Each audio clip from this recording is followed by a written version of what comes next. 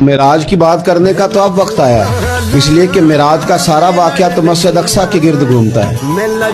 سبحان الذی اسری بعبدہ لیلا من المسجد الحرام الی المسجد الاقصی۔ حضور نے معراج کی رات مسجد اقصی میں نماز پڑھائی اور ایک بار پھر سے طیبہ سے فلسطین میں آ، راستہ دیکھتی ہے پھر مسجد اقصی تیرا۔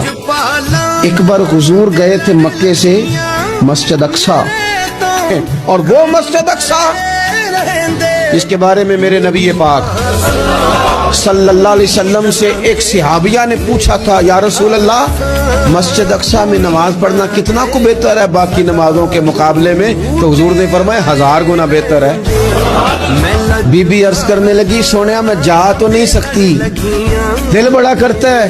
حضور نے فرمایا جا نہیں سکتی تو وہاں تیل ہی بھجوا دے، جس میں حاضری لگوانے کی حضور بات کریں جس مسجد میں۔ اور نبی پاک علیہ السلام نے فرمایا خاص کر کے سفر کرنا ہوا تو 3 مسجدوں کے لیے کرنا، ایک مسجد حرام بیت اللہ کے لیے، ایک مسجد نبی کے لیے، اور تیسرا مسجد اقصی کے لیے۔